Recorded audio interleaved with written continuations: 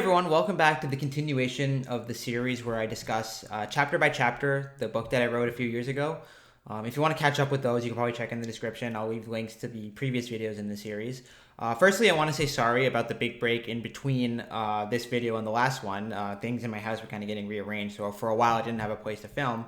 I was also very busy with school, so that kind of interfered. But hopefully now I'll be able to make these videos quicker and get them out to you quicker with a little delay. So again, sorry about that. So in this video, I'm actually going to take somewhat of a tangent, and I'm going to talk about a tiny cluster of islands off the coast of the Indian subcontinent, known as the Andaman Islands. And one of these islands is known as North Sentinel Island. This island is technically administered by the Indian government, but the people there have basically total autonomy over what they do. And the reason is because this island is inhabited by a primitive Stone Age society who have had basically no contact with the external world. And the Indian government has banned all attempts to contact them, so they have no idea about the progress of humankind and what, how far we've come technologically. So they know nothing about, cars or Daft Punk. And this is largely to prevent spreading diseases to them, since they probably haven't built up an immunity to all the diseases that we have. Also, they tend to be quite defensive and have been very hostile every time we do try to make contact with them. Now, according to the best reports we have, and this may have changed recently, but as far as we can tell, these people have yet to find a way to produce fire, which means they effectively reside in the Stone Age for their civilization. And they go about their days with no knowledge of the outside world, no knowledge that we've figured out the technology to do rather incredible things, such as the internet, be able to communicate between different continents like almost instantaneously, and they have no idea about this. And one can imagine what goes through their heads when they see army helicopters flying over them. Do they think it's like alien technology or something? And the answer is probably not, because even the idea of aliens is something we only realized when we realized that the planet Earth is drifting along in outer space and that there are other planets out there in the universe, and how many there are. So the idea of aliens probably hasn't even occurred to them. And so it's more likely that they kind of look at these things, these incredible phenomena, helicopters and boats or whatever, and think of it as like a magical phenomenon, like these are angels or gods or something. But given their hostile reaction, they probably think that they're more like demons. But either way, they probably think that magic is involved rather than that humans have just figured out the technology and understand the laws of physics so well that we can create things like that. That probably hasn't occurred to them at all. And I want you to think about the perspective of these people, how different it must be from us in the modern world. So I want to propose a thought experiment with this situation. So just imagine we plucked a random Sentinelese person, a man or a woman, from their tribe and just put them into a large city like New York or Los Angeles. What would they think about it? I think, from their perspective, the whole thing would be utterly unfathomable, and they would probably have a mental breakdown just trying to comprehend how just insane everything would be. The architecture, like the massive high-rises, they would seem utterly inexplicable, and they probably never imagined that such buildings could exist in the first place, let alone that humans were the ones capable of building those. That would seem completely crazy and completely illogical based on what they've experienced in their own lives. And they would see, new sources of light coming from things other than the moon, sun, and stars. And that would also seem utterly bizarre and unfamiliar. How are these light sources? How do they even exist? And things like the bustling traffic and like the buses and cars of the city, would they think that like a car is some kind of an animal at first? And then imagine how shocked they would be to realize that like these things, there are humans inside them and we use them to get around. They would also encounter all different sorts of people, wearing a vast variety of different clothing with unnatural colors, and other races. It probably never occurred to them that there were other types of humans in existence, or that such large numbers of people could exist altogether. As far as we could tell, there are only like around 40 to 100 Sentinelese people on their island. So imagine seeing this huge density of people in one place. So from their perspective, it's like being plopped in an entirely new, completely unfathomable world. And yet it fully exists, and it's just so complicated and they have no reference point to kind of understand their experience. It's just such a sudden new experience that it must be completely mind-boggling. And we can even ask the question, would it even be possible for us to explain our technology to them and how it works? It's not as if they're stupid or anything. It's just that their language probably lacks the necessary vocabulary to kind of build it up. So it would be extremely hard for us to even explain this kind of stuff to them. Like, try to imagine explaining something like a computer to a Sentinelese person. We would have to have words for electricity, for hard drives, for like all the like terms in computer science. And since none of those words exist, it's like impossible to actually, convey this information to them. We would have to just start from the ground up, start from what they're familiar with, and be like, yeah, this is, use metaphors to kind of work our way up, which would take a very long time, and there's no guarantee of success. And all sorts of things, like our social customs, our societal structures, the rules that we need to obey, things like that would just seem like utterly unfathomable. Even something simple, very simple things would just seem completely like, how did this happen? Like a staircase or something. Like it would be an unexplainable phenomenon. Something like a pencil, that's a very good example because, as far as we could tell, they probably don't have any sort of written language. So how do I explain a pencil to them? Well, first I'd have to explain that our spoken language, the thing that we using our voices, we found a way to represent this spoken language using marks on pieces of paper. And so if we take pieces of paper and through, years of practice, we can eventually transmit messages without speaking. Again, which would seem completely crazy, but it's completely true. That's what we do. And we take all these things for granted. We take our world for granted. We just kind of, because we live in it and because we were born into it. Nothing seems particularly remarkable. But, when you think about the perspective of somebody from Sentinel Island, all of this does seem utterly strange and utterly bizarre and frankly remarkable. What about money? Something like money. Like, how would you explain that to them? Well, you could explain like, I could use this thing to exchange and get whatever I want. But then they would have to ask, okay, but why would anyone want this plastic piece of paper? It's actually difficult to explain, even though for us it's very trivial. So now imagine we took this person who's been exploring the city and has been, mind blown by what he's seen, and then transported him back to his island so that he would have to explain to the rest of his tribe what he had experienced.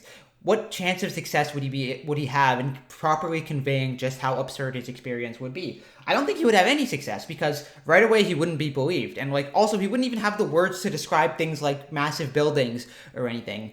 And it would just sound completely crazy. Like he would explain that there were skyscrapers significantly taller than the trees that they have on their island, and nobody would believe him because that just sounds completely crazy from that perspective. It would just sound too beyond the scope of what they imagined was even possible. Even something like a purple billboard or something, or even the color purple, would be impossible to describe because we know from studies that primitive tribes tend to only have a few color terms, and purple is the rarest, probably because purple is one of the rarest colors in nature in general. So, you wouldn't have a word for it. So how would you even explain a brand new color that those people hadn't seen before? And even something like a television screen. Like, again, like from that perspective, a television screen must just look like magic or something. Like, how does this even work? How do any screens work at all? And of course, trying to explain it back to his tribesmen, he probably wouldn't have any success at all because he just doesn't have the vocabulary needed to convey that. Now, you might be wondering why I'm bringing this up. Good question.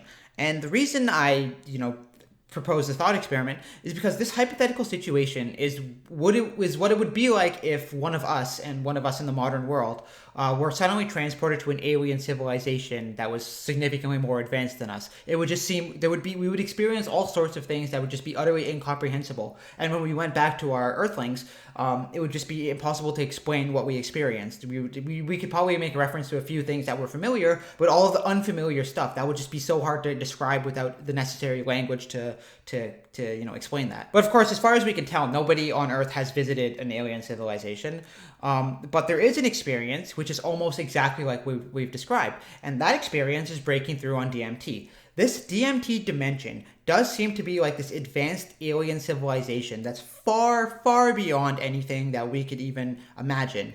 The buildings there, the geometry there is just so complicated and so inexplicable and so hard to believe that things created these, that when people come back, they can barely describe anything that they experienced. It is literally as if they just don't have the words to properly convey what they experienced. DMT is frequently called the spirit molecule.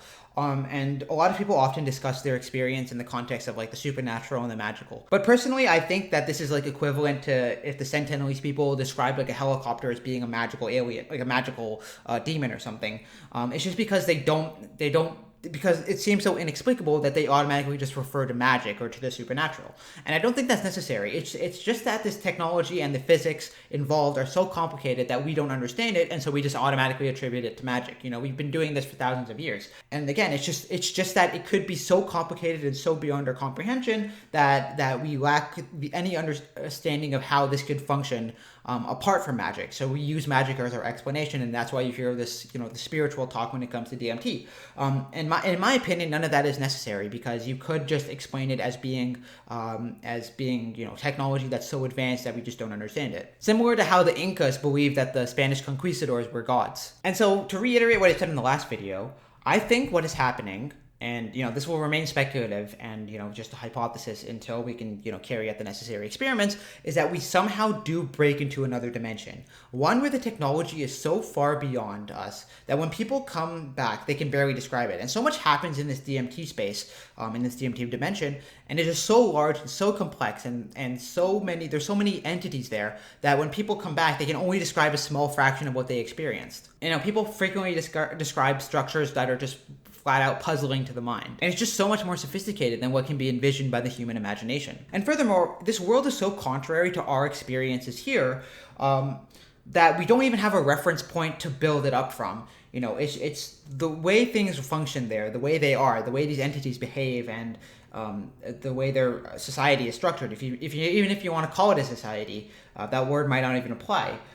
It's just so contrary to what we experience that we have no reference point to ground it upon. And so we get these crazy, bewildering experiences from people who experience DMT, and they come back raving, and they can barely even speak about what they experienced. And to the DMT entities, it's probably as if we now are like these primitives, like these Stone Age primitives. That's probably how they view us. This also likely explains why the entities seem to be able to comprehend things much more deeply than the human mind can. Much more processing power than the human mind. It's almost as if they're like living computers or something. Even their biology, if that's the right word, is utterly foreign and different from what we normally experience. Their bodies seem to have like these transforming parts, and they seem to be able to like join to each other. It's very hard to describe. But again, it's probably just because our own experience is so different. Now, the fact that these entities look nothing like humans, and they look utterly different from humans, is actually consistent with the fact that the DMT dimension is a real place, because it would be equivalent to us visiting aliens and then expecting them to be anthropomorphic, but really their form would be extremely different.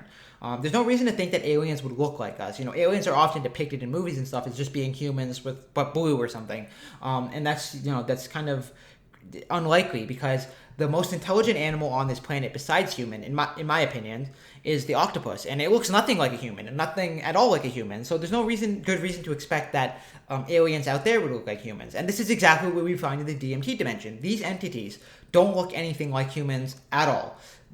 Nothing about them is remotely similar to us. So these entities are clearly some other species. I even speculated that they could be some form of artificial intelligence that's just become highly advanced. And they seem to be able to perceive their environments around them in a less filtered manner than us. And again, even if this is just based on the current trip reports that we have, later experiments may be able to confirm the details. We also often hear from trip reports that these entities, they seem eternal, like they're gonna live forever. And right away that gives the notion that they might be like these magical creatures. But again, this is technically possible. We even as humans understand how it's theoretically possible to live forever. And we're exploring possibilities of like uploading our minds onto computers so that we can live forever. So it's very possible that these entities have just found a way to transcend death. And it's perfectly possible, and with sufficient technology, actually reasonable. And they could even be some form of artificial intelligence that has found a way to do this, because if we create artificial life, it's hard to say when that artificial life dies. If it runs out of power, maybe. But again, the idea is that it's not out of the question that they have found a way to transcend death. And many of the things they do, like the ability to like sing objects into existence, as Terrence McKenna described it. That's probably, I don't think that's exactly what's happening, but maybe that's just how he perceived it. Things like that seem extremely magical and extremely, supernatural. But, would like a 3D printer seem supernatural to a Sentinelese person? If they saw a 3D printer, it would look like an object just being created out of nothing for them. And yet we know how it works. So again, it could just be one of these situations where this singing objects into existence thing is really just advanced technology that we don't understand. And so we just, we put a crazy spin on it, when really from their perspective it's perfectly understood and reasonable. And also their technology there in this DMT dimension, it's it's described as having the quality of like almost being alive. Like these objects are like almost like living things in and of themselves. Again, it sounds strange, but is it all that different from like a self-driving car, for example?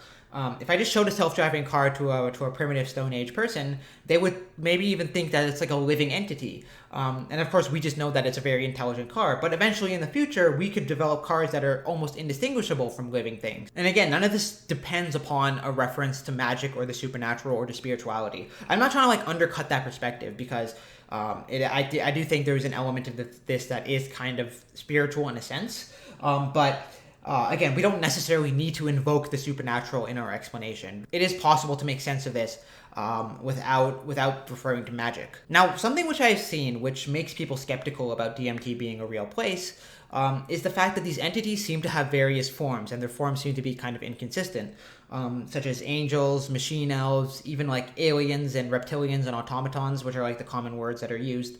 And so because of the fact that these entities are always different, it may lend credibility to the idea that these entities don't actually exist. And I actually don't see a problem here because even on our planet, there are various species. And so it's not as if there's only one species on our planet. So why would we expect there to be only one species or one variety of entity in this DMT world? So imagine this, like imagine aliens came to our planet and they saw the first living thing that they saw was a herd of elephants, and they went down and went up to the elephants and said, "Take me to your leader." You know, it would be like that. Our planet also has multiple intelligent species. Obviously, we're the dominant species, and we're the ones that are kind of taking control of everything. But it's perfectly reasonable to suspect that in the future, there may be multiple intelligent species on our planet that all have like kind of their degree of autonomy. And this could be the situation in the DMT world. And furthermore, the DMT dimensions are relatively consistent because we do hear these same words over and over again. Machine elves, angels, automatons, these words are being used over and over again. So there is some level of consistency. It's just that there are a variety of entities, but this can be explained as being, you know, just as there is a variety of species on Earth, there's a variety of entities in this DMT dimension. And even our own civilization, we for example, dogs live alongside us. Obviously, the relationship between us and dogs isn't equal, but again, there's another species that lives alongside us. So it's a, you know, that could be the situation in the DMT dimension, but more so, and perhaps more equality. Again, like some of the details of this are a bit vague, but we can sort of work towards understanding all of this. Another possibility, which I should mention, although it opens the floodgates of possibilities, and so is something that I not want to contemplate too much, is the fact that when we smoke DMT, it's possible that people are accessing distinct, different dimensions. Which again, if that's true, then it's kind of very difficult to comprehend what's going on. And so even though while that is a possibility, it's not something that I'd want to contemplate too much. So something which is of note is the fact that the sheer complexity of this DMT dimension is just so high that it doesn't seem to be able to fit on the human hard drive known as our brains. It's like a toddler attending a calculus class, but not even then, because we are able to understand this world. It's just that it doesn't seem to fit onto the human brain. It's just so complex and so beyond, you know, human understanding that when we try to bring it back and kind of understand it through a human context, it just kind of fails and the system crashes. It just seems that the human brain isn't equipped to comprehend this level of complexity. Now, in my opinion, the most interesting thing about the DMT entities, and there's a lot to be interested in, but in my opinion, it's the fact that they don't seem to have a spoken language. And this is highly suggestive, in my opinion, of the fact that they exist. Now, this is kind of, there are inconsistent and conflicting reports. Some people do report that they do just, you know, flat out speak to you. But the more consistent thing that we find is that they don't have a verbal language. They seem to have some form of either gestural language or like they can somehow clearly communicate their intent to you. Like you just kind of look at them and then you know what they mean, even though this meaning isn't in the form of words. Some people have described it as like telepathy, which is again very bizarre. The point being is that they don't speak to communicate. They do make sounds with their voices, but they don't use that as a form of communication. This is exactly what we would expect in aliens, since there's no reason to assume that their form of communication would be verbal. You know, we take it for granted that communication occurs through verbal means and through, you know, spoken word, but it's very possible that aliens, when they evolve and become intelligent, won't use voice as their way of communicating. It's possible that they use gestures, that they use signs, that they have a written language, but that doesn't correspond to sounds. That they use light signals or color signals or like chemicals to communicate. So there are various modes of communication which are possible. And there's no reason to suspect that aliens on a different planet would have used the same ones as us. That's a very human thing, the fact that we speak.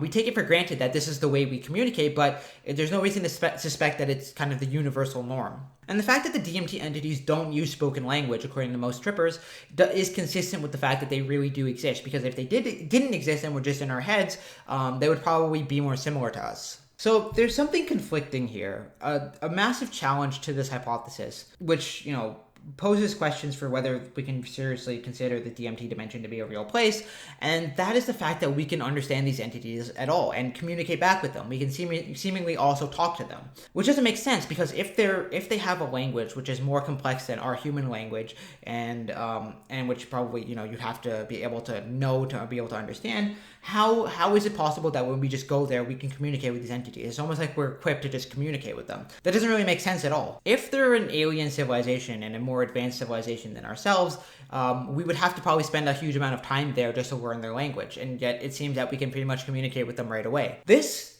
fact coincides with the other fact, which kind of conflicts with what I just said before, and that is the fact that this DMT dimension feels extremely familiar. Even though it's more complicated than our ordinary reality, it feels as if the tripper has been there before. Like they know these entities and they have seen this entire world before. Yes, it's completely alien to their human world, and yes, they experience that feeling of unfamiliarity, but they also feel at the same time, simultaneously, the feeling of complete familiarity, complete recognition of what this place is. So it's familiarity and unfamiliarity simultaneously. In fact, that's what Terence McKenna described it as this unbelievable alienness in the presence of unbelievable familiarity. So what's that all about? How can this place be familiar? And it might seem right away that this is a conflict which doesn't have a resolution. And the answer that I have is actually there is a reason why this place feels familiar and unfamiliar. It's a bit complex, and it involves more theorizing. So again, it's still hypothetical and just speculation. But it does make sense as to why this DMT dimension does feel familiar and yet unfamiliar simultaneously. And that explanation is going to have to come in the next video. Sorry that I'm cutting it off here, but it's in the next chapter. But yeah, so hopefully look forward to that. Again, apologies for the cliffhanger, but hopefully I'll be able to make that video soon. So in the meantime, I thanks for watching the video. I hope you enjoyed my discussion so far. And again, sorry for the big delay between the last video and this one. But in any case, I hope you have a good day, and may good luck always come your way.